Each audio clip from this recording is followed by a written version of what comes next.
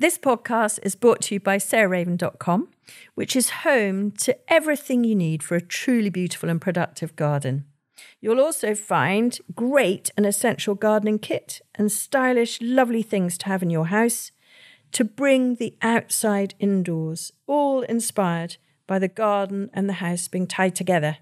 There's also plenty of garden inspiration, how-to videos and specialist growing guides. So head over to sarahraven.com today to discover even more.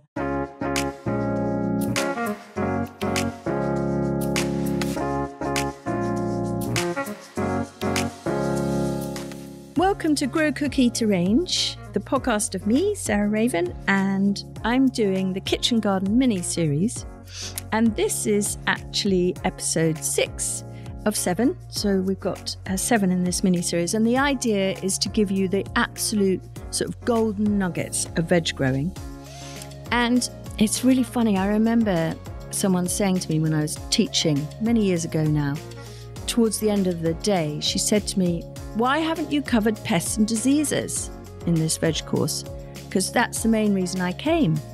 And I said, well, to be honest, because I just don't think you get that many pests and diseases in the veg garden, or at least we don't seem to here, apart from, of course, slugs and snails, which I'm coming on to. But I realised that was a bit smug.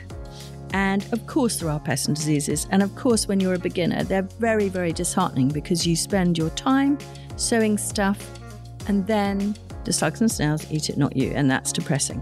So what do we do here to avoid pests and diseases? Well, many things, but I just want to give you a kind of really potted story of it.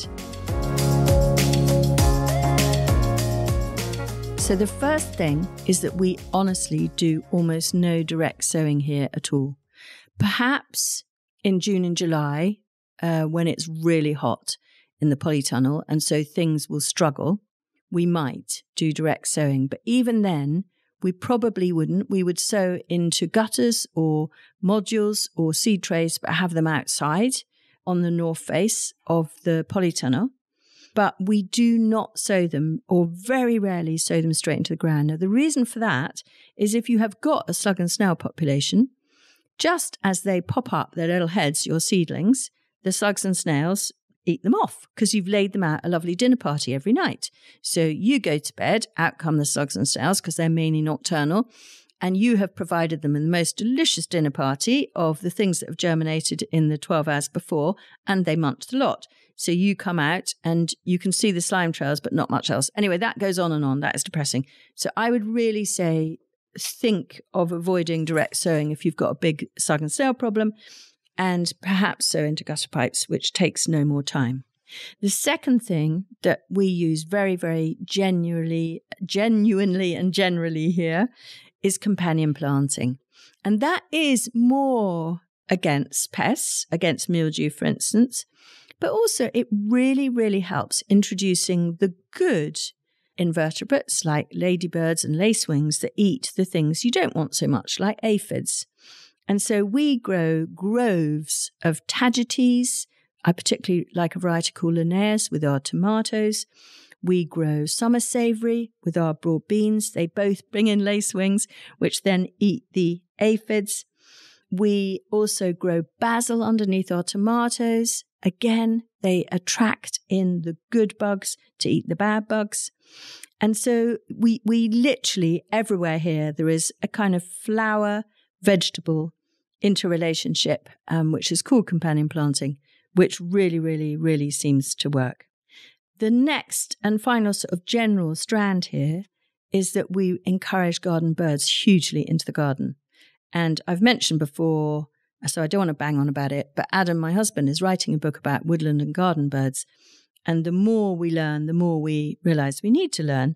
But there is no doubt that having a high bird population in your garden, which you keep hold of in the winter with nesting boxes, will mean that then the mature birds will be feeding their fledglings in their nest, slugs, snails, caterpillars, aphids, because they like the protein, just when you're planting your things out, because that's when lots of fledglings are hatching. So in April and May. And so having lots of the tip family, lots of the finch family, which feed up from feeders and in the air and from trees, and lots of robins, thrushes and blackbirds, which are ground feeders more, will mean that you've got that double thing. So the aphids and the caterpillars are eaten by the little birds, and the larger birds are going to eat your slugs and your snails.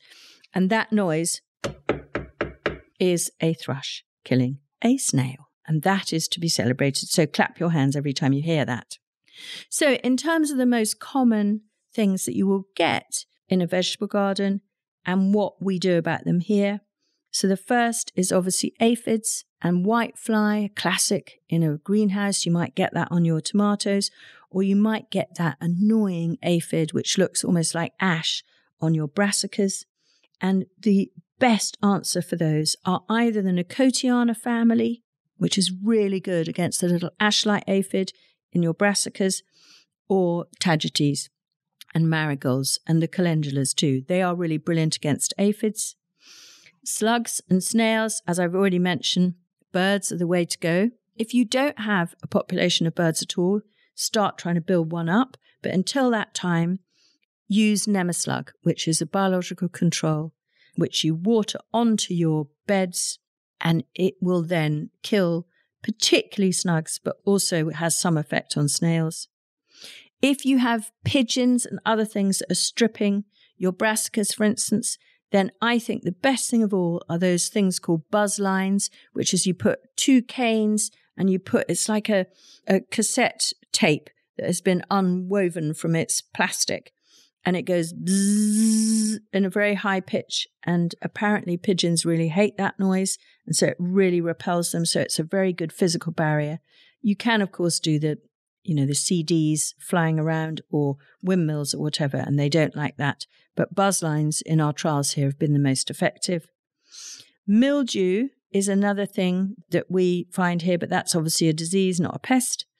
And what I would say with that is manure and mulch. Manure and mulch. So well-fed and well-watered plants, which will be helped by manure and mulching, but also bicarbonate of soda mixed into water with a teaspoon of sunflower oil and a teaspoon of washing up liquid or liquid soap, which the oil and the soap help the bicarb stick on the leaf. It makes a slightly more sort of sticky solution, so it doesn't just wash into the ground.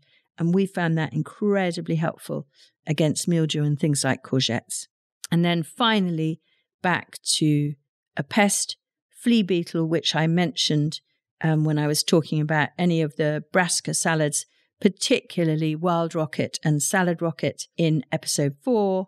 So with that, I find, again, physical protection is the best way. So either enclose them at the worst moment in the year, which tends to be from the end of April until the middle of August. And so protect your crops with Enviromesh or any sort of woven but light and water permeable fleece. Or if you don't want that because it's ugly, get yourself one of those rather horrible yellow sticky fly strips, and literally, as if you're ruffling someone's hair, walk along the line with somebody just ahead of you with an unraveled fly strip, and you walk behind just teasing over the row, and the flea beetle will hop up and stick on the yellow fly strip. And that is a really good way of keeping on top of the numbers of flea beetle in your garden. So pests and diseases, companion planting, really, really, really important, and really sort of helps protect, particularly against aphids. But slugs and snails, it's the birds. To protect against the bigger birds, you want buzz lines. Against flea beetle, you want a yellow fly strip. And against mildew, which is the disease which is commonest in the veg garden, you want manure and mulch. So that, in a nutshell, is how we protect against pests and diseases here, which now, fingers crossed, we really don't get too much or too many. So the final episode in this mini-series, concentrating on kitchen gardens, is the things that if you have a tiny garden or just a few pots, what are the 8 best things that I really recommend that you grow? And if it's 4, I'll tell you which 4. But if you've got room for 8, it's the 8 best things for a mini urban garden.